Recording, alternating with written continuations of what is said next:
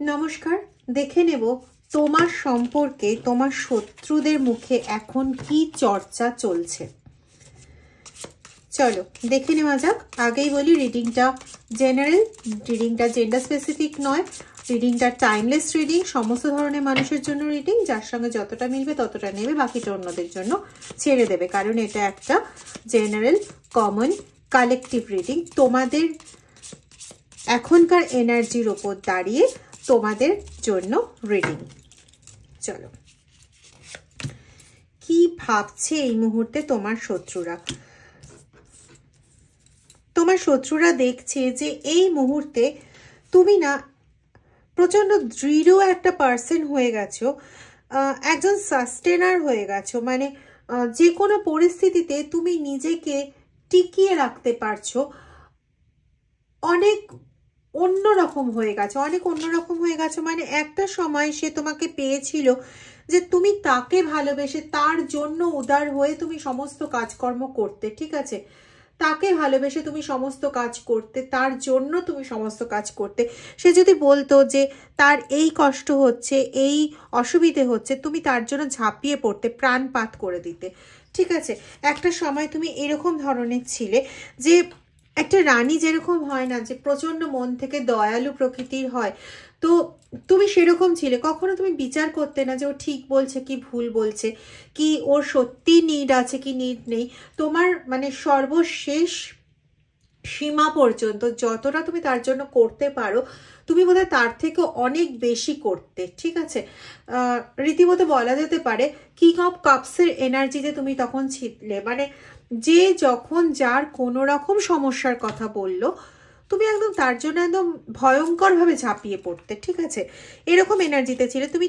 সে ঠিক বলছে কি ভুল বলছে এটা তোমার দেখার দরকার ছিল না, তুমি দেখতেও যেতে না। এবং এইটাই তোমার না সাইক্লিক্যাল অর্ডারে এই জিনিসটা ঘুরতে থাকছিল। কিন্তু এখন একটা চেঞ্জেস ঘটেছে, যে চেঞ্জেসটা যে হঠাৎ করে ঘটেছে তা কিন্তু নয়। দীর্ঘদিন ধরে এদের তরফ থেকে, যাদের জন্য তুমি এত করে গেছো, প্রাণপাত করে গেছো এক কথায় বলতে গেলে, তাদের তরফ থেকে তুমি এমন এমন কিছু দাগা খেয়েছো, যে দাগাগুলো না দীর্ঘদিন ধরে জমতে জমতে হয় না, একটা সময় গিয়ে ধৈর্যের বাঁধটা পুরো ভেঙে যায়, মনটা পুরো ভেঙে যায়।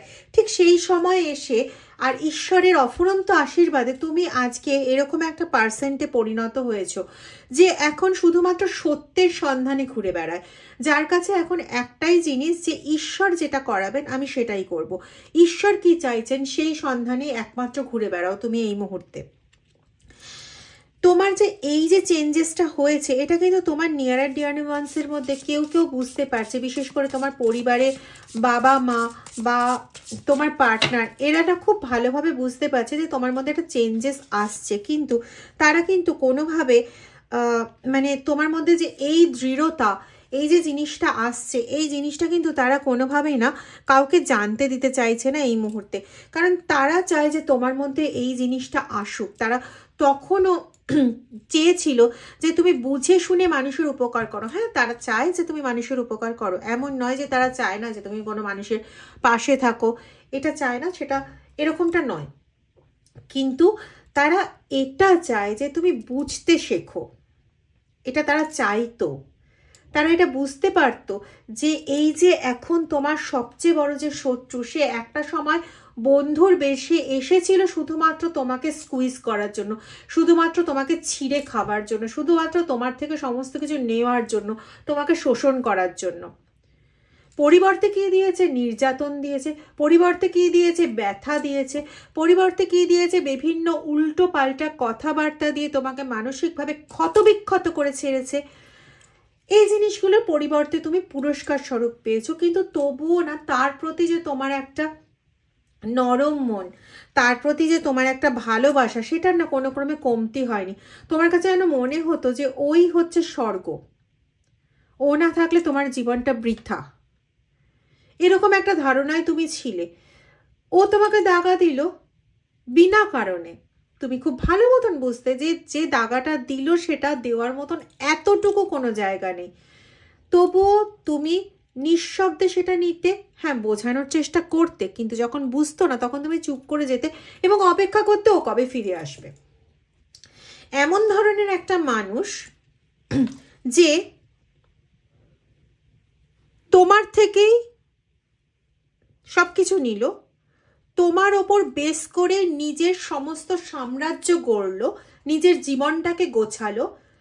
সেই ব্যক্তি তোমাকে বিভিন্নভাবে কটাক্ষ করা, বিভিন্নভাবে মিথ্যে কথার দ্বারা জর্জরিত করা, বিভিন্নভাবে তোমাকে ব্লেম করা, আবার এমন দেখানো যে সে যা করছে একদম ঠিক করছে। সে তো স্বয়ং ঈশ্বরের বরপুত্র, তাই সে কখনো ভুল করতেই পারে না।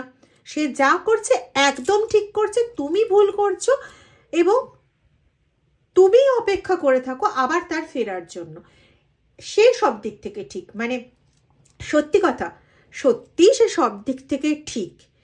হিংসার রাজত্বের দিক থেকে সে ঠিক, শত্রুর মতন শত্রুতা করার দিক থেকে সে ঠিক, মানে অসম্ভব মিথ্যাচারিতার দিক থেকে সে ঠিক, সত্যি সে ঠিক। মানে সে যেটা মনে করে যে সে ঠিক একদম 100%, আমিও তার সঙ্গে সহমত, কিন্তু উল্টো দিক থেকে। মানে একটা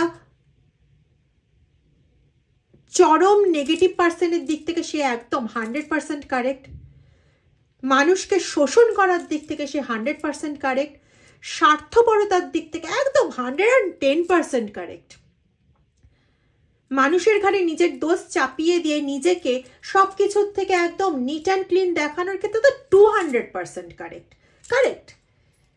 ওরকম কারেক্ট তুমি জন্মে হতে পারবে না, আর ওরকম কারেক্ট হওয়ার তোমার কোনো ইচ্ছেও নেই।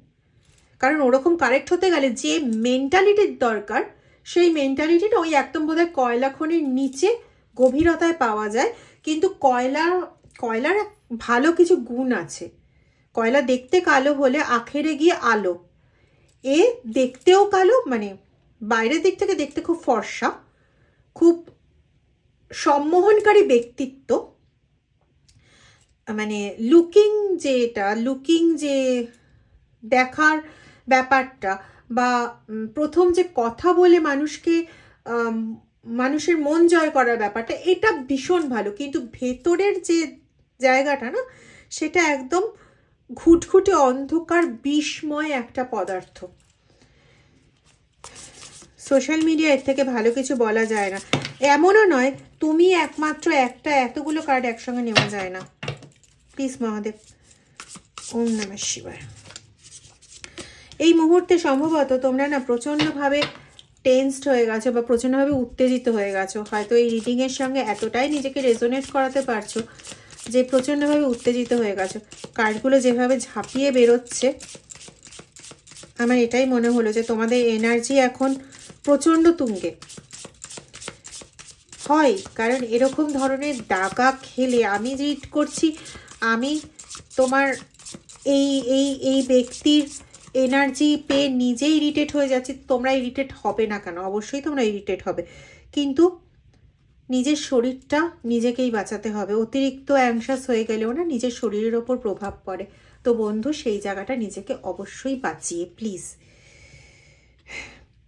একটা সময় তুমি তার এমন অনেকগুলো ক্ষেত্রে বীজ স্বরূপ কাজ করেছিলে, মানে একটা সেতু স্বরূপ কাজ করেছিলে, যেটা তুমি না করলে ওর জীবনে অনেক কিছু হারাতো। এমন অনেক কিছুতে তুমি ওকে হেল্প করেছো, যেটা যদি তুমি হেল্প না করতে তাহলে সেই জিনিসটা জীবন থেকে হারিয়ে ফেলতো এবং তার জীবনে একটা মরুভূমি সম জীবনে পরিণত হতো। তুমি সেখানে কি করেছো? সেই মরুভূমি সম যে জীবনটা ওর অ্যাকচুয়ালি হওয়ার ছিল, সেই জায়গাতে তুমি গাছপালা গজিয়ে ওর জীবনটাকে একটা ভালো জায়গায় প্রতিষ্ঠিত করে দিয়েছো। কিন্তু সে তোমার জীবনকে একদম মরুভূমি সম তৈরি করার জন্য একদম এক পায়ে খাড়া হয়ে দাঁড়িয়েছিল এবং এখনো দাঁড়িয়ে আছে। কিন্তু এখন তোমাকে সে কিরকম-ভাবে দেখছে, কেন তোমার সম্পর্কে এত চর্চা সে করছে, কিন্তু একটা বিষয়, তোমার সম্পর্কে চর্চা করছে এ কথা সত্যি, কিন্তু চর্চাটা না নিজের ভেতরে করছে। ও কিন্তু কাউকে বলতে যাচ্ছে না। কেন জানো? কাউকে যদি বলতে যায় তাহলে পরে নিজে যেটা করেছে সেটাও তো বাবু বলা হয়ে যায়। সে কি নিজের গোপন তথ্য নিজের হাতে করে ফাঁস করবে? এত বোকা সে? এত বোকা হলে তোমার কাছ থেকে স্কুইজ করে নিজের জীবনটাকে সাজিয়ে নিতে পারতো না? তো শুধু মুখময় বড় বড় বাণী, বড় বড় কথাবার্তা আর বড় বড় দেখানো ছাড়া তো ওর আর কিছু নাই। ভেতর দিক থেকে তো ঝরঝরে, না আছে একটা ভালো সুশিক্ষা, না আছে সভ্যতা ভদ্রতা। দেখানোর জন্য অনেক সভ্যতা ভদ্রতা আছে, কর্পোরেট সেক্টরের লোকও হার মেরে যাবে এর সভ্যতা ভদ্রতা দেখানো সমস্ত কিছুর সামনে। বললাম না তোমরা প্রচন্ড উত্তেজিত হয়ে বসে আছো। দেখো, চলো দেখা যাক কি কি কার্ড এসছে।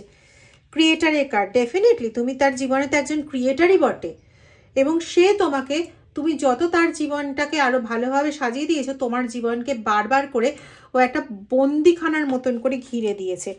ঠিক আছে,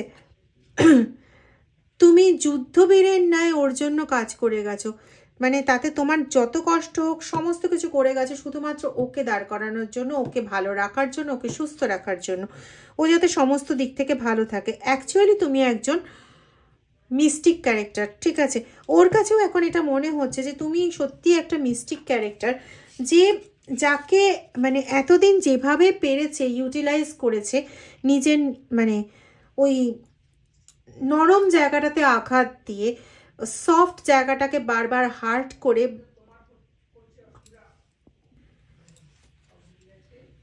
গিরগিটি দেখেছো? এ হচ্ছে এরকম একটা সুবিধাবাদী গিরগিটি টাইপের মানসিকতার মানুষ। তার লক্ষ্যটাই ছিল সমস্ত কিছু অর্জন করা, কিন্তু এখন যখন দেখছে যে তোমার সামহাও সব কিছু আলাদা, মানে আগে যেখানে তোমাকে একটু মনের দিক থেকে উদ্দীপিত করে তোমার মনটাকে ব্যবহার করে নিজের সমস্ত কিছু অর্জন করে নিতে পারতো, এখন যখন তুমি দেখছো সামনে যে সে তার কর্মের ফল পাচ্ছে, সে জাস্টিস পাচ্ছে, সে বিভিন্ন রকমভাবে কষ্ট পাচ্ছে, তুমি এখন কিন্তু তার কষ্ট দেখে সেই রকমভাবে আহত হচ্ছ না, যেরকমভাবে আহত হয়ে একদিন পাগলের মতন ঝাঁপিয়ে পড়ে ওর সমস্ত কিছুকে গুছিয়ে দিতে। তখনও কিন্তু ও জাস্টিসটাই পাচ্ছিল, কিন্তু তুমি সেই জায়গা থেকে ওকে বাঁচিয়েছিলে, এবং সেটা করতে গিয়ে তুমি কিন্তু নিজের ঘাড়ে কিছু নেগেটিভ জিনিসও নিয়ে এসছিলে। এটা বলতে আমার কোনো বাধা নেই, এটাই আমার কাছে আসছে। ওই যে একটা প্রবাদ আছে না, অন্যায় যে করে আর অন্যায় যে সহে তব ঘৃণা তারে যেন তৃণ সমুদায়। সে কিন্তু শুধুমাত্র তুমি প্রথম ব্যক্তিত্ব নও যার ওপর এরকম ধরনের কাজ করে নিজের আখের গুছিয়েছে, সে এর আগেও নিজের আখের গুছিয়েছে। আমি এখানে পাচ্ছি সে হয়তো কোনো রকম বিবাহিত জাতীয় সম্পর্কেও লিপ্ত হয়েছিল নিজের আখের গোছানোর জন্য। একটু ভালো করে খেয়াল করো, আমি কিন্তু বলেছি বিবাহিত জাতীয় সম্পর্ক। বিবাহ করেছিলই সেটা ম্যান্ডেটারি না, আবার কিছু কিছু মানুষের ক্ষেত্রে কিন্তু বিয়েও করেছিল, হয়তো কিছুদিনের মধ্যে ছাড়াছাড়ি হয়ে গেছে, এরকমও হতে পারে। এবং সেক্ষেত্রে সেখানেও সেই যে জায়গায় থাকে সেই জায়গাও লোককে ম্যানুপুলেট করে এবং এর পরিবার এমনভাবে লোককে বুঝিয়েছে যে তাদের থেকে দুঃখী আর কেউ নেই, এবং লোকেও তাদের কথায় মানে বিশ্বাস করে গেছে। মানে সত্যি কথা বলতে বিষ্ণুদেবের পরে বোধহয় মোহিনী মোহন শক্তি কেবলমাত্র এদেরই আছে, জঘন্যভাবে যেটাকে ইউটিলাইজ করে এরা। এবং এরপরে আসি, তোমাকে দেখে কেন এরা এত হচ্ছে, তোমার সম্পর্কে কিন্তু এখন জানার জন্য এরা কিন্তু প্রচণ্ডভাবে ব্যস্ত, প্রচণ্ডভাবে। কারণটা কি? কারণটা ওরা দেখছে যে এতদিন পর্যন্ত সমস্ত বাধাবিঘ্ন সমস্ত কিছু থেকে তুমি বাঁচিয়ে এসছো, এখন যখন ওরা কষ্ট পাচ্ছে তুমি জানতে পারছো, কিন্তু তুমি কোনো রকম তোমার মধ্যে কোনো হেলদোল দেখতে পাচ্ছে না, তুমি কোনোভাবে ওদের প্রতি আগের মতন ঝাঁপিয়ে পড়ছো না। তো কিছু তো একটা চেঞ্জেস ঘটেছে ওদের, না বারবার করে না প্রচণ্ডভাবে না হার্ট ব্রেক হয়ে যাচ্ছে। মানে হার্ট ব্রেক হয়ে যাচ্ছে মানে যেটা আশা করছে সেই অনুযায়ী তুমি কোনো রকম বিহেভিয়ার করছো না। তুমি এখন বুঝতে শিখেছো যে এ ভুল কাজ করেছে, তো ভুল কাজের ফল তাকে পেতে হবে। আগে ভুল কাজ করেছিল, তুমি অনেক সময় হয়তো বুঝতেও যে সে ভুল কাজ করেছে, কিন্তু একা হয়ে যাওয়ার ভয় বা তাকে হারানোর ভয় তুমি তার সমস্ত অন্যায় আবদার, তার নির্যাতন, তার মানে অসহনীয় সমস্ত কিছু তুমি মেনে নিতে, সমস্ত কিছু। কিন্তু এখন তুমি বুঝতে শিখেছো যে এইভাবে তুষিয়ে তুষিয়ে একটা মানুষকে নিয়ে চলার মধ্যে নিজের শান্তি বলে কিছু নেই। বরং তুমি এখন নিজে না অনেক শান্তিতে আছো, মেন্টাল শান্তিতে আছো, মানসিকভাবে তুমি শান্তিতে আছো, তুমি আছো ঈশ্বরকে নিয়ে, যার জন্য তুমি কিন্তু যথেষ্ট শান্তিতে আছো। এখন তোমার ক্যারেক্টারটা কীরকম জানো, অনেকটা হচ্ছে সেই রাজার মতো, মানে একটা এম্পায়ারের মতন ক্যারেক্টার, কুইন ক্যারেক্টার নয়, এম্পায়ারের মতন ক্যারেক্টার, বা কিং অফ কাপসের ক্যারেক্টারও নয়, একটা এমন এম্পায়ারের ক্যারেক্টার যে সত্যিকারের কারোর সমস্যা হচ্ছে তার দুঃখে যতটা সম্ভব, যতটা দিয়ে সম্ভব ততটা দিয়ে তুমি ঝাঁপিয়ে পড়ছো। আবার এমন এক ধরনের ক্যারেক্টার তুমি যে যার নিজের জাস্টিস নিজে পাচ্ছে, নিজের কর্মের ফল নিজে ভোগ করছে, এটা বুঝতে পারলে তুমি কিন্তু আর তার দিকে ওইভাবে ঝাঁপিয়ে যাচ্ছ না, তাকে তার কর্মের ফলটা পেতে দিচ্ছ, তার অন্যায় কাজের সাপোর্ট আর তুমি কোনোভাবে আর হচ্ছ না।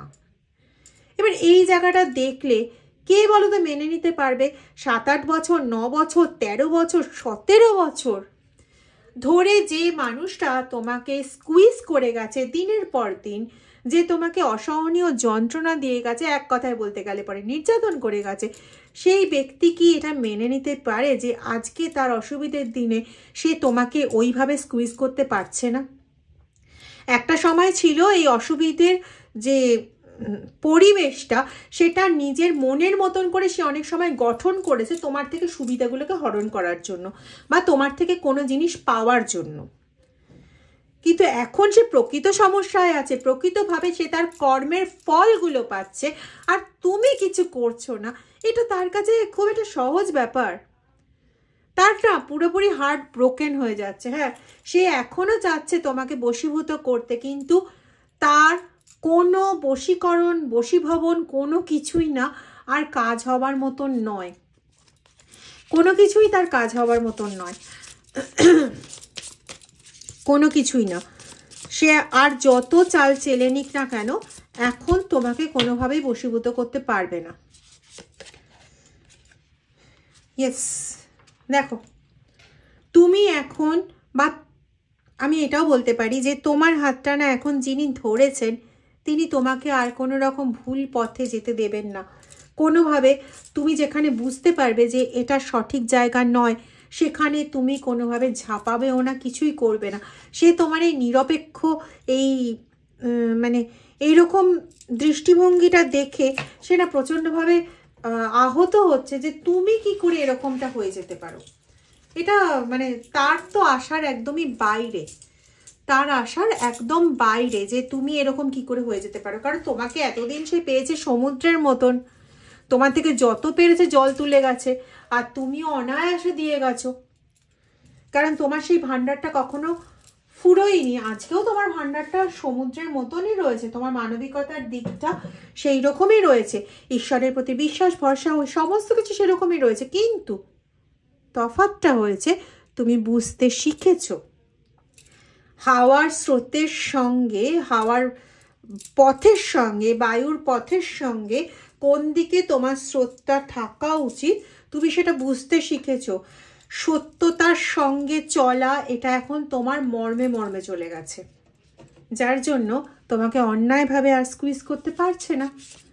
আর সেটা না পেরে অসুবিধেটা ওদের হচ্ছে, প্রচণ্ডভাবে অসুবিধে হচ্ছে, কিন্তু কিছু তো করার নেই।